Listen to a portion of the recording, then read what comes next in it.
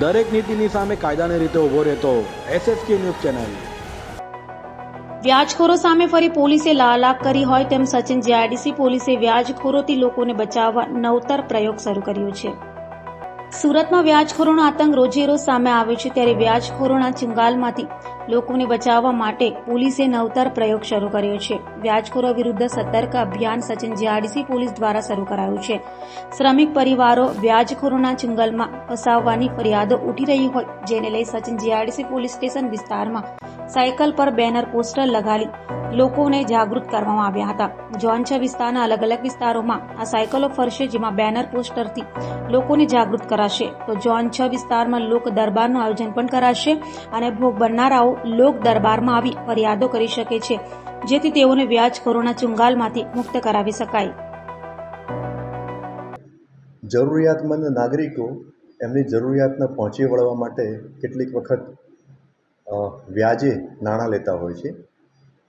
આ જરૂરિયાતમંદો કેટલીક વખતે નાણાં લેતા વખતે અમુક જે વ્યાજખોર હોય છે કે જે ગેરકાયદેસર વ્યાજની પ્રવૃત્તિ સાથે સંકળાયેલા હોય છે, કે જેઓ રજિસ્ટ્રેશન વગરના અને અમુક ઊંચા દરે વ્યાજ વસૂલતા હોય છે અને બળજબરીથી અમુક મિલકત અથવા તો વ્યાજ અને મુદ્દલ કઢાવતા હોય છે। તો એમના વિરુદ્ધમાં કાયદેસર કાર્યવાહી કરવા માટે સરકારશ્રી તરફથી અવારનવાર પોલીસ વિભાગને જરૂરી સૂચનાઓ આપવામાં આવતી હોય છે। એ અનુસંધાને ગુજરાતના ડીજી સાહેબ તરફથી હાલમાં 21/6/2024થી 31/7/2024 સુધીના સમયગાળા દરમિયાન એક સ્પેશિયલ ડ્રાઈવનું આયોજન કરવાનું તમામ જિલ્લા શહેરમાં સૂચના આપવામાં આવેલી છે। જે અનુસંધાને આ સ્પેશિયલ ડ્રાઈવ દરમિયાન અસરકારક કામગીરી થાય તેના માટે સુરત શહેરના પોલીસ કમિશનર શ્રી અનુપમસિંહ ગેહલોત સાહેબે સિનિયર ઓફિસર અને સાથે સાથે થાણા અમલદારને પણ જરૂરી સૂચના અને બ્રીફિંગ કરેલ છે। જે અનુસંધાને આજરોજ ઝોન 6ના નાયબ પોલીસ કમિશનર શ્રી રાજેશ પરમાર સાહેબની સૂચના અન્વયે આઈ ડિવિઝનના સચિન જીઆઈડીસી પોલીસ સ્ટેશનમાં એક ટ્રાયસિકલ એક બેનર લગાવી અને એની શરૂઆત કરવામાં આવેલી છે।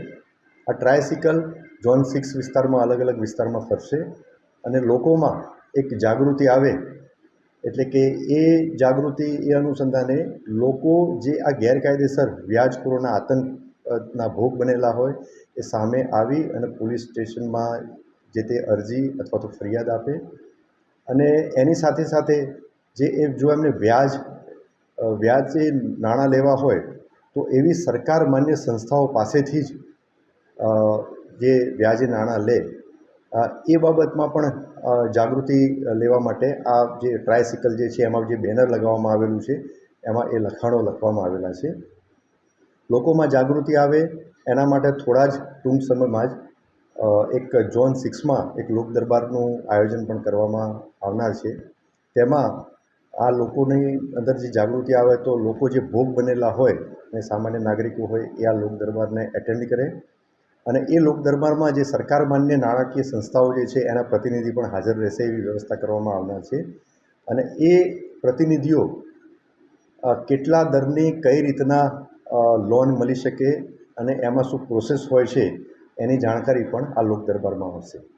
તો આ બાબતે આ જે આપણા માધ્યમથી હું ફરીથી આહવાન કરું છું કે કોઈ પણ ગેરકાયદેસર વ્યાજની પ્રવૃત્તિમાં સંકળાયેલ વ્યાજખોરો વિરુદ્ધમાં કોઈ પણ અરજી કે ફરિયાદ હોય તો એ સંબંધિત પોલીસ સ્ટેશનમાં જઈ અને એમની ફરિયાદ કે અરજી આપી શકે છે। પોલીસ આ બાબતે ખૂબ જ કડક કાર્યવાહી અને તાત્કાલિક પગલાં લેશે, એ બાબતે લોકોને આહવાન કરું છું। દરેક નીતિની સામે કાયદાની રીતે ઊભો રહેતો SSK ન્યૂઝ ચેનલ।